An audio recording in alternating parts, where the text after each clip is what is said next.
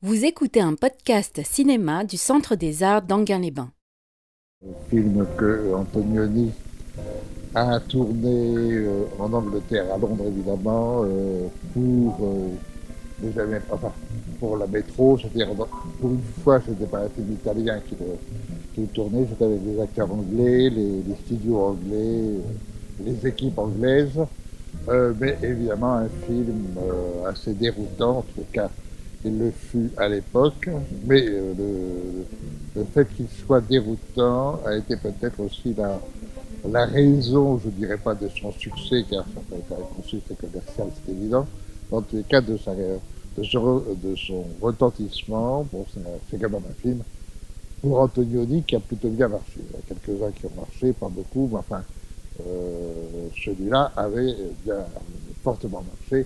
Et il est vrai qu'il a quand même laissé des traces dans l'histoire du cinéma, en tous les cas dans la modernité au cinéma, tant que son sujet est lié directement à la représentation cinématographique, se jouant sur la dualité de cette représentation, c'est-à-dire le documentaire ou la fiction, et ici, à l'inverse de beaucoup d'autres films, où dans la fiction, il y a quand même un aspect documentaire, ici, tout le film est filmé dans l'esprit documentaire, pour que ce documentaire vous mène totalement et absolument dans la fiction, puisque à la fin, la fiction l'emporte totalement sur la moindre trace de réalité.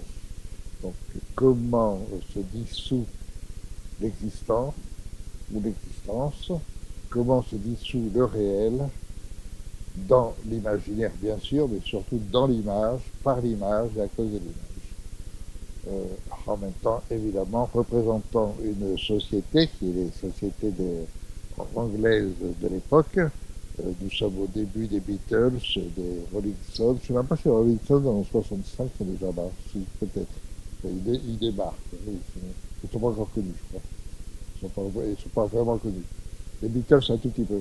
Mais on est à l'époque post-Liverpool, donc un monde. Enfin, c'est pas pour rien que le film commence avec ce camion de jeunes Anglais archi. Je ne sais plus comment ça s'appelait déjà à l'époque. Comment ça s'appelait? Oui, bah, enfin voilà, regarde, bon, enfin, euh, c'était, ça m'a jamais totalement préoccupé, mais enfin, c'était véritablement cet esprit-là. Il y a un esprit qui, sur l'amusement, le monde c'est fait pour s'amuser, il faut en profiter. De toute façon, ça existe ou ça n'existe pas, ça n'a pas d'importance. L'essentiel, c'est que on soit dans ce monde-là. Et tout le film est fait sur la déperdition du réel et une invention du réel qui s'établit à ce moment-là. Tout ça en même temps aussi influencé par une autre donnée de l'art cinématographique, mais aussi de la photographie, qui est la donnée du voyeurisme. Donc le film est fait aussi sur le voyeurisme. C'est très intéressant de voir un film, ce film-là, fait par Antonioni, et de comparer à un film d'Hitchcock, qui lui aussi travaille sur le voyeurisme, comment les deux suspens sont travaillés, je dirais, non pas à l'identique, mais avec une volonté quasi identique, parce que si le suspense est de savoir est-ce qu'il y a eu crime ou est-ce qu'il n'y a pas eu crime, est-ce que c'est purement dans l'imaginaire du photographe qu'il y a eu cette représentation extrêmement vague sur les photos d'un crime, avec ensuite la rencontre de ce cadavre qui traîne comme ça dans les bois, dans la nuit, et qu'on ne reverra plus jamais. Bref, mais en même temps, tout étant fait sur et à partir du voyeurisme. Et le voyeurisme, en même temps, à ce moment-là, répercuté non seulement dans la façon même dont le cinéma traite le regard sur les choses plus ou moins interdites, et en particulier sur la sexualité, d'où l'importance du sexuel ou de l'érotique à l'intérieur du film. Ça commence évidemment professionnellement par les photos de mode, c'est tout le début des photos de mode, et ensuite ça va se déplacer peu à peu avec les jeunes épis, enfin je sais pas quoi, les jeunes, les deux gamines complètement affriolées par l'idée justement d'être vues, d'être remarquées par le grand photographe, etc. Enfin, c'est-à-dire que tout le film est une sorte de, c'est pas une sorte, c'est une réflexion sur où on est le rapport au monde, donc le rapport au réel, dans une société qui est devenue une société de consommation et qui ne veut fonctionner que sur cette idée du plaisir de la consommation. D'où l'étrangeté du film qui, évidemment, à la fin du film, lorsque vous avez quitté le côté Hitchcock où vous auriez eu la réponse, à ce côté Antonioni où vous n'avez absolument plus où vous êtes à la fin. Et à la fin, on vous jette quand même une balle de ping-pong ou une balle de tennis qui n'existe plus. Donc vous avez fait le parcours absolu d'un monde qui a perdu tout simplement son existence et sa vérité. Et cette perdition dans le monde de l'image, de l'imagerie, qui est celui finalement que nous connaissons dans nos sociétés. Alors, évidemment, le film, de ce point de vue-là, est quand même une réflexion, je ne dirais pas amère, mais assez lucide sur à quoi, enfin, ce qu'est devenu notre société. Le film est d'autant plus intéressant qu'il a quand même aujourd'hui, il a 48 ans d'existence. On s'aperçoit que c'était plus, je dirais pas prophétique, c'était tout simplement déjà vu juste, mais ça en est encore que beaucoup plus juste aujourd'hui. Loin de s'être apaisé, ce voyeurisme et ce rapport au monde entièrement donné, je dirais résolu d'une certaine façon par l'image, ou l'imagerie, qui fait qu'on n'a plus un vrai rapport au monde. Voilà le projet du film.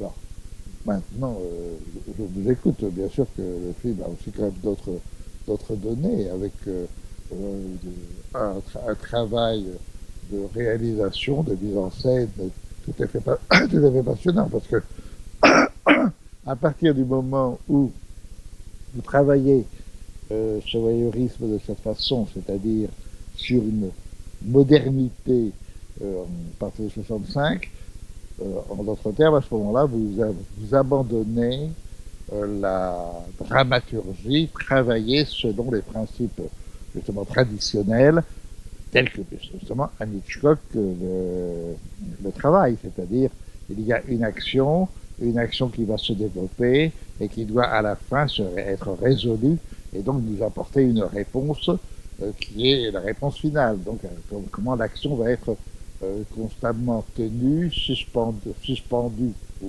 dans le suspense pour se développer et pour aller à une réponse finale. Alors que ici, vous n'avez donc plus du tout le processus classique, je le répète peut-être parce que je l'ai déjà dit, le processus classique de la dramaturgie qui est passé, présent, futur. Il y a un passé qui bloque, le présent est en crise et il faut résoudre cette crise pour aller vers le futur et résoudre la crise. Donc le processus même de la dramaturgie. Ici, dans la modernité, c'est vrai pour le roman, c'est vrai pour la littérature, pour le théâtre, c'est vrai pour le cinéma. Nous sommes maintenant à un moment où la dramaturgie oublie le passé et le futur pour ne mettre en évidence que le présent et que l'instant présent. Donc, si vous regardez bien le film, vous apercevez que rien, il n'y a aucune action qui se développe pour elle-même. C'est simplement des petits moments. Il y a ça, il y a ça, il y a ça, il y a ça, il y a telle chose qu'on fait, telle chose qu'on fait, telle chose qu'on fait, telle chose qu'on fait. Et à la fin, vous avez un parcours qui a été parcouru, oui, et qui n'a plus, je répète, aucune consistance parce que vous n'êtes plus que dans du présent, et ce présent-là, lui-même, se perd. C'est toute la fin du film. Le présent est perdu. On n'a même plus de prise sur le présent. D'où le moment où, d'un seul coup, il est dans sa maison, les photos ont disparu, il y a un couple qui fait l'amour, ensuite il part, il ne sait plus du tout où il va, bref, il n'y a plus que ça, il n'y a plus que des moments d'instant présent. Par exemple, c'est très intéressant la petite scénette de la représentation musicale avec le son qui dérape et tout le monde qui est absolument silencieux alors que normalement ça devrait se hurler. D'un seul coup, lorsque enfin on a fait le geste, on a cassé la guitare, à ce moment-là tout le monde se déchaîne et il n'y a plus, là encore il n'y a plus aucune montée dramatique, c'est simplement à tel moment, tel moment, tel moment. Il y a perte totale d'être à l'intérieur d'un monde qui a une consistance. On est dans l'inconsistance. D'où l'étrangeté et en même temps la force du film qui a une vision de notre temps qui n'est pas forcément agréable à constater. Mais est-il faux, n'est-il pas faux? Tout problème, à vous de le résoudre. Ce n'est pas mon problème à moi, c'est le problème que le vie vous propose. Et à vous de le résoudre. Bon, je vous écoute si vous avez sûrement des questions à poser. Ah, oui, pardon.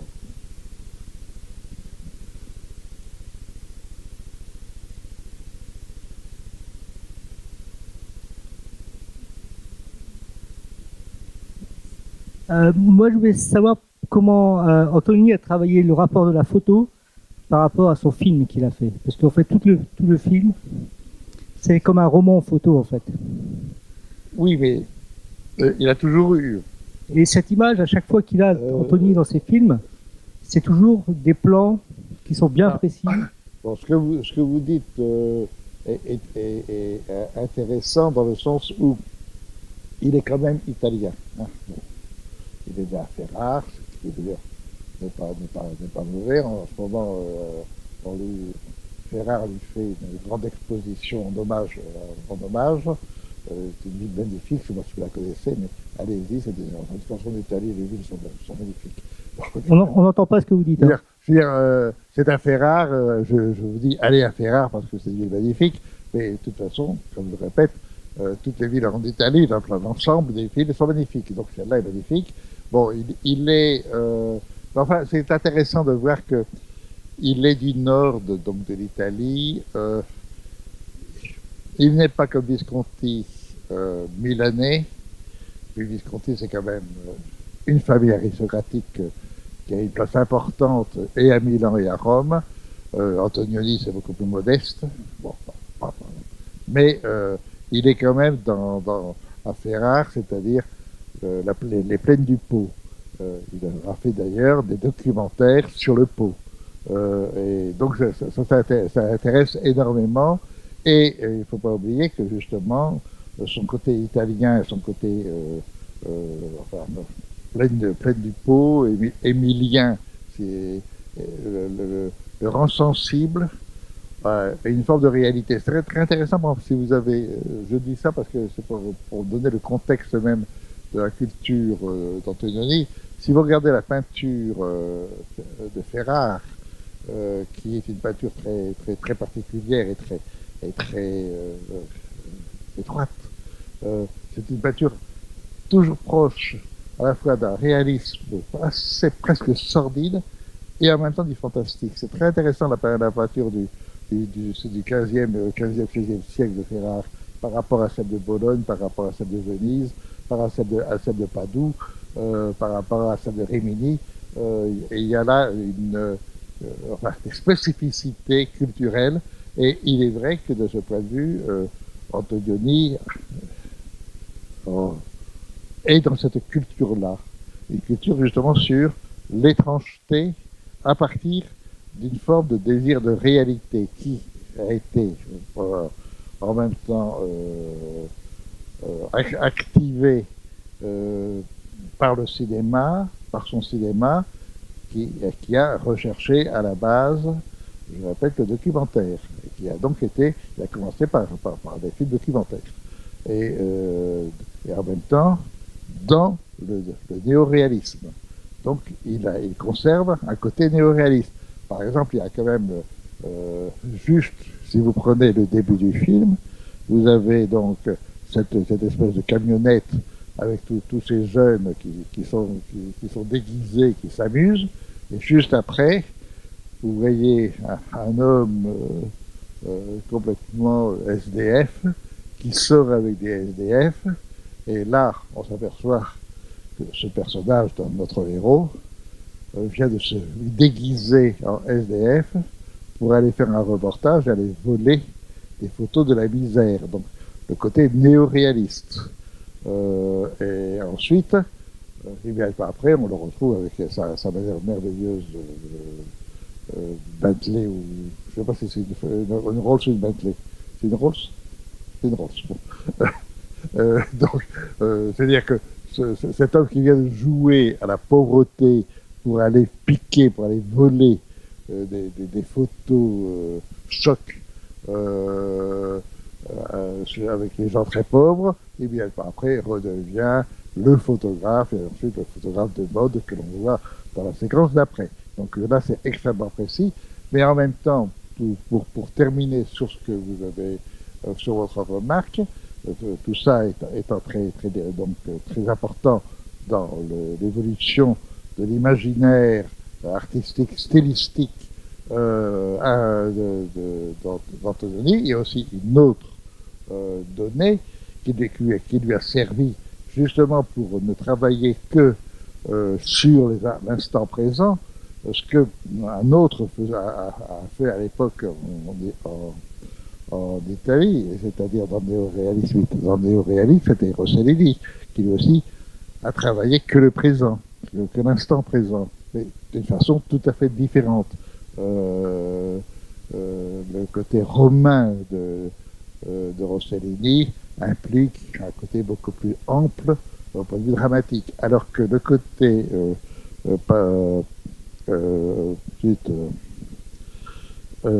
Antonioni, c'est le côté je me sers de la bande dessinée. Il ne faut pas oublier qu'à l'époque, la bande dessinée en Italie est extrêmement importante.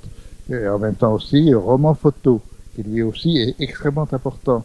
Donc, il va se servir du style et de l'écriture bande dessinée et roman photo pour faire son film. Et c'est vrai que si on regarde bien, c'est une structure dans les images et en même temps dans les successions des plans de romans photo. Il n'y a pas de lien direct entre une photo et une autre photo. Il n'y a pas de cause à effet. Il n'y a pas de continuité. Il y a une succession comme ça d'approches, enfin de photos qui se succèdent les unes les autres, évidemment quand même dans un ordre un peu forcément construit. Mais ce n'est plus du tout dans le travail, par exemple, qui sera très différent chez les autres néoréalistes. Il est évident que Fellini ne travaille pas comme ça. C'est intéressant parce que Fellini, c'est Rimini, c'est un peu plus loin sur la mer, la mer Adriatique. Et c'est très différent de Sica, qui est napolitain, ou de Pasolini, qui est justement lui aussi romain, mais romain dans le genre pop. Les Italiens, par le fait même que c'était un pays qui est neuf, a conservé énormément les traditions régionales. Il ne faut pas oublier donc, que l'unité italienne, ça a 150 ans. Et en revanche, l'Italie, ça a été les 30 ou 40 petits pays qui constituaient l'Italie, et chacun de ces petits pays avait une pensée, une structure, un imaginaire, une représentation différente les unes des autres. On ne peut pas, alors que si vous faites la culture française, vous apercevez qu'il y a quand même une culture générale de la France, même si vous avez un côté sud, un côté nord, etc. Mais c'est beaucoup moins marqué qu'en Italie où il y a cette différence. Et encore aujourd'hui, d'ailleurs, peut-être moins qu'avant, mais il n'empêche. Et ça, bon, ça reste un problème aussi pour l'Italie. Alors, je vous dis ça pour répondre à, à votre intervention. En effet, il y a volonté d'Antonioni de se servir de ces deux succès populaires que sont à l'époque la bande dessinée et surtout le roman photo, et de s'en servir comme tel. Il y a le roman photo avec cette espèce de froideur, de décomposition comme ça, d'images, et en même temps aussi cette non-consistance. Il n'y a pas. Et quand on regarde ce film-ci, et même les autres films d'Antonioni, il y a refus de s'intéresser, enfin de faire de la psychologie sur les personnages. Vous n'avez pas de psychologie? Par exemple, le personnage de la femme photographiée qui arrive, c'est un superbe personnage, mais elle est indéfinie.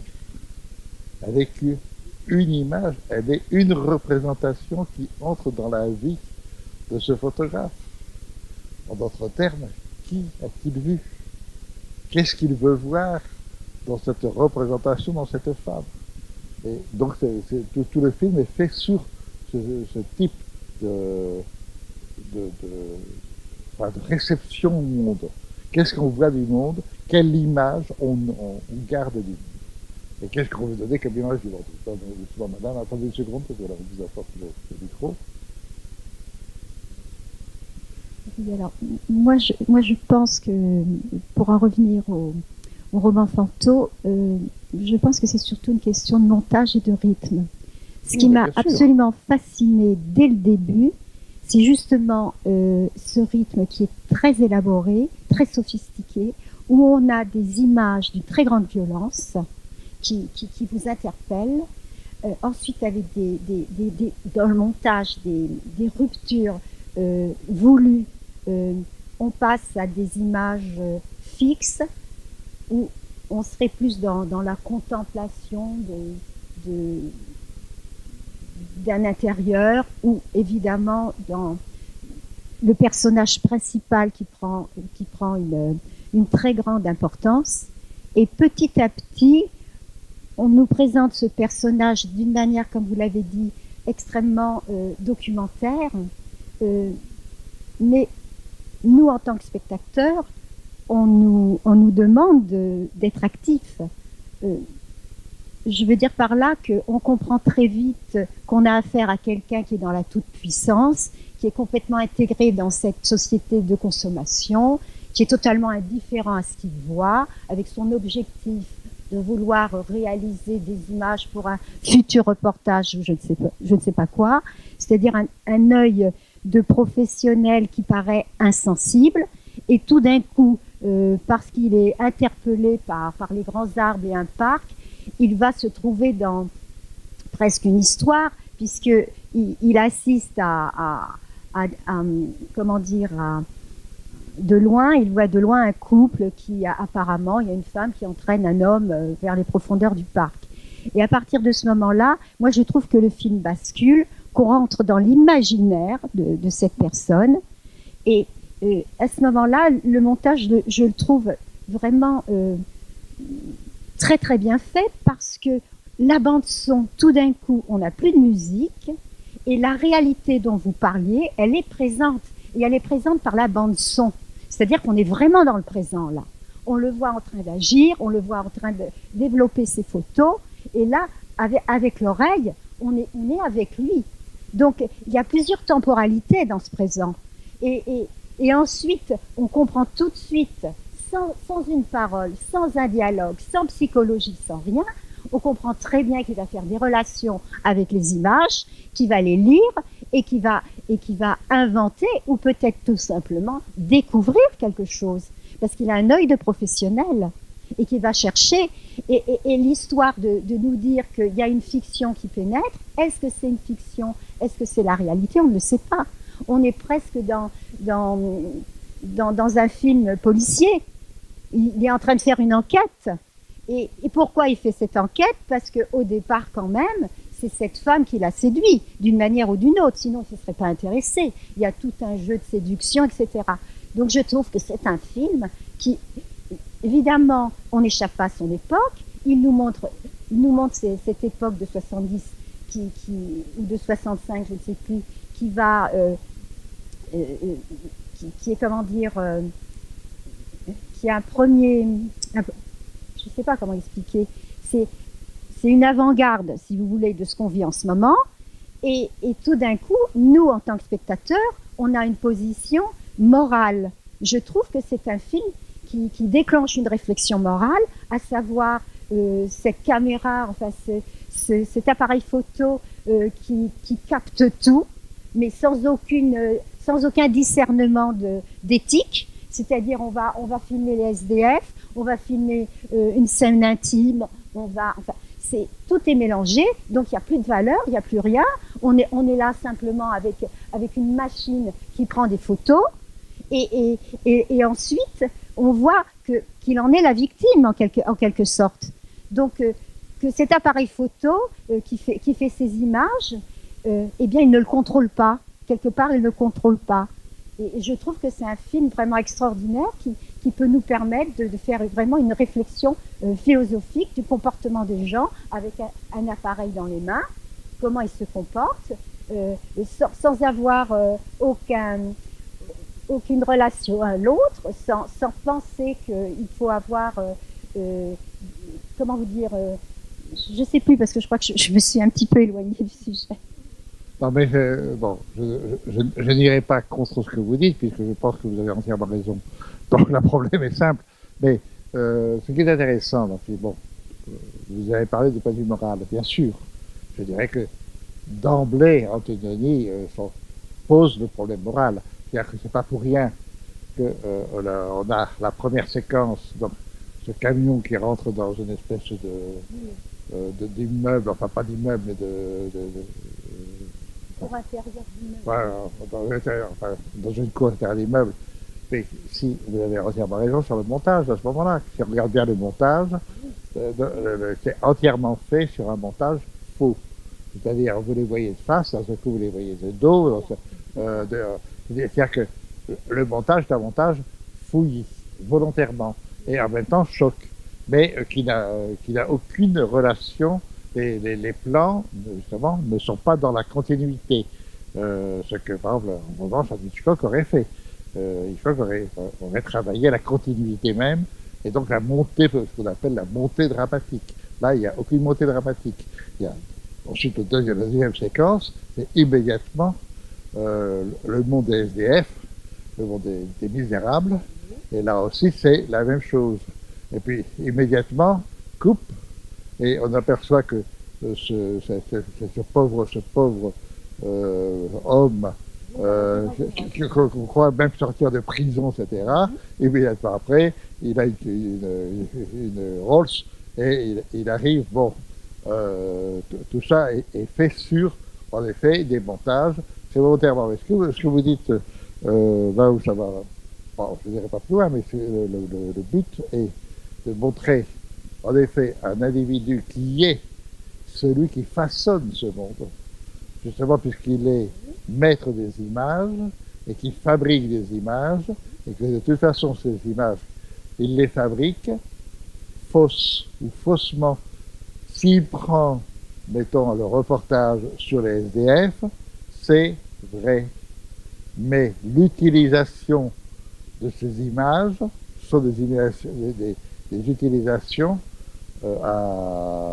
pour faire de l'argent, de rentabilisation. D'ailleurs, c'est pas pour rien que l'idée du livre sur ces photos il y aura justement le mélange, il y aura surtout d'abord les photos de mode, les photos de grand luxe, et ensuite on arrivera aux photos du reporter, etc.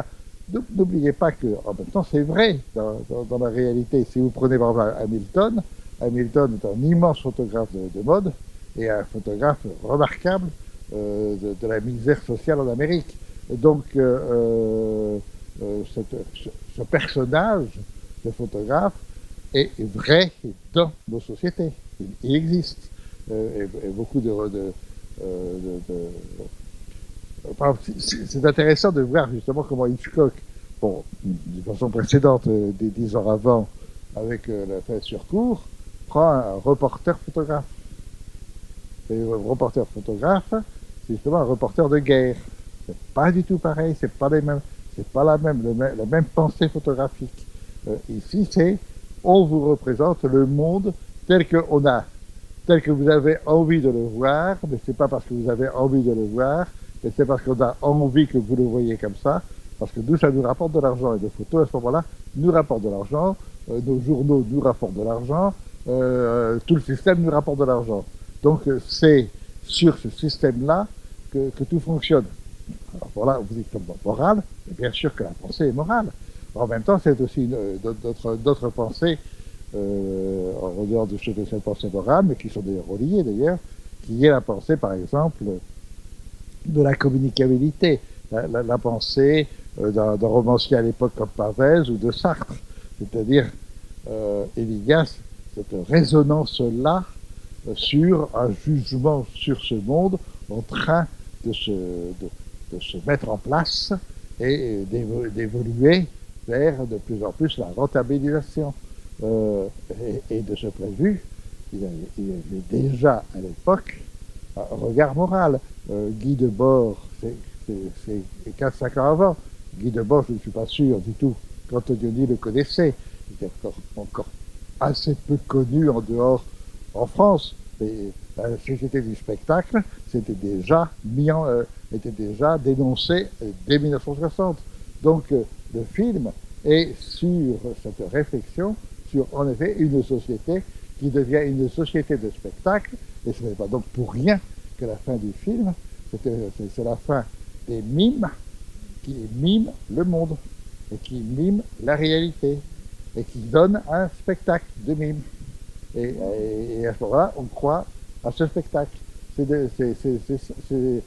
cela le film. En même temps, vous avez raison sur le montage qui devient de plus en plus précis. Mais c'est un montage, quand on regarde par exemple, il aurait pu très bien ignorer le côté un peu rude ou rugueux des maisons londoniennes, avec ses briques, etc. L'immeuble, la maisonnette qu'il habite, notre héros, est plutôt, c'est loin d'être luxueux. La briquerie, enfin, mais c'est pour des raisons esthétiques. Comment? C'est pour des raisons esthétiques.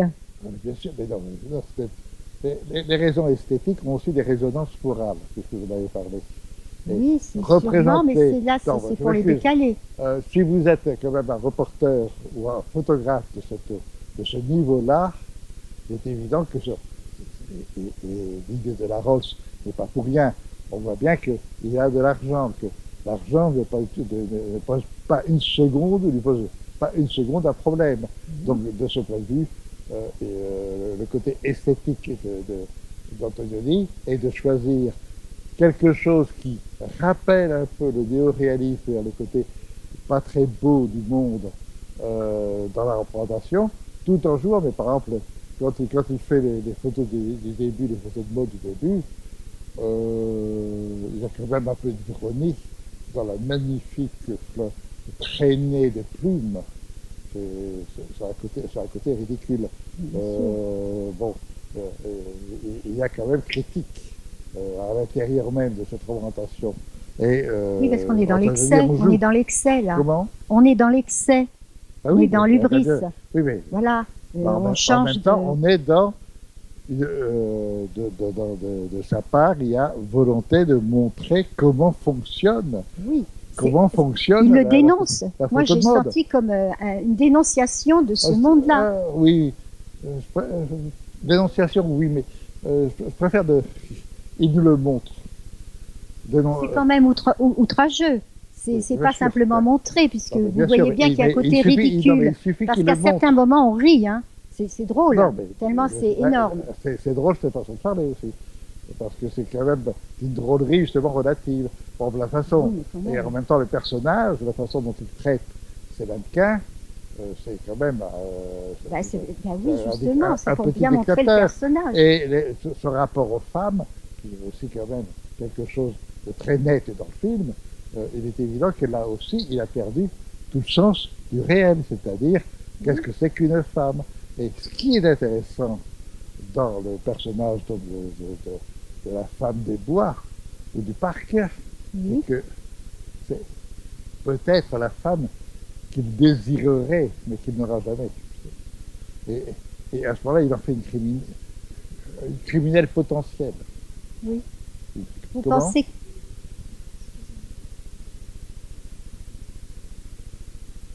Ah non, c'est pas le réalisateur. Enfin, Je disais, est-ce que les photos du parc... non, c'est Antonioni qui les a fait faire. Non, bien sûr. De toute façon, l'acteur, je ne sais même pas si c'est pour prendre des photos.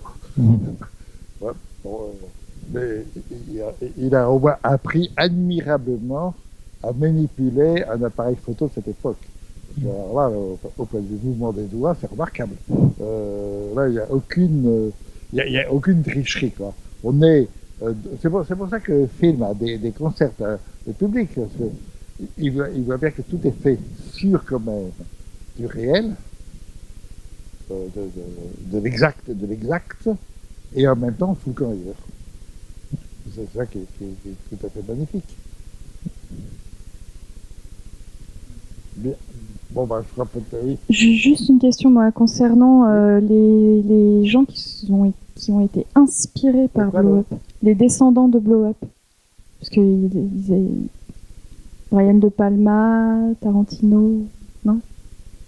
Ah non, j'en ai descendants. Oui. Ah, j'ai compris défendant. Non, les descendants. Bah non, mais de toute façon, il est évident que Blow Up est un film capital aussi, enfin, dans l'histoire du cinéma, puisque vous parliez de morale, mais aussi morale esthétique, c'est-à-dire poser la question de qu'est-ce que c'est qu'une image au cinéma, et donc repenser la fonction de l'image, la pensée de l'image, et en même temps aussi la morale de l'image. Ça, c'est quelque chose qui était quand même très pas la mode, mais qui était un souci pour toute la réflexion théorique sur le cinéma dans les années 50-60, à commencer par la réflexion des gens des cahiers du cinéma, et donc ils vont devenir Godard, tout ce genre-là. Donc ça c'est très important, mais en même temps, il est vrai qu'il fallait que Antonioni développe son traitement en nous montrant bien où nous mène la vie de voir le monde uniquement que par l'image. Enfin, aujourd'hui, regardez les informations. On ne vous donne que des images et on vous demande de voir des images. En plus, on vous demande de voir des images sans vous montrer les images, encore mieux. Il y a quelqu'un qui parle et à ce moment-là, il vous donne des images à voir alors qu'elles ne sont pas là. Autre son problème. Mais alors, en tout cas, il ouvrait à l'époque une vraie réflexion sur que devient le cinéma et quelle est sa responsabilité dans la façon de percevoir, dans la façon nouvelle de percevoir le monde. C'est quand même le problème de la perception. Et donc, le cinéma, le propre du cinéma, c'est de travailler peut-être plus que d'autres arts, puisque c'est directement la perception qui est mise en action. le film est en fait une réflexion sur ce problème-là, avec toutes les retombées et les résonances que cela a sur le rapport au monde, le rapport de notre vécu. C'est ça qui est intéressant. Voilà, je crois que on va peut-être arrêter là, mais en tout cas, on tenait beaucoup à ce que le film passe. Alors, oui, je m'excuse. C'est par rapport à Blowout et Conversation secrète, les deux films, justement l'un des Coppola, Conversation secrète, et l'autre Blowout de Palma, sont des films qui à ce moment-là ont travaillé le son par rapport à l'image.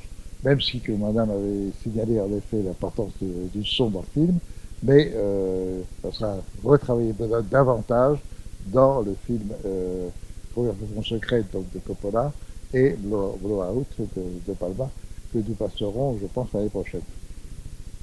Voilà. Bien, ben, merci beaucoup, et bonne continuation.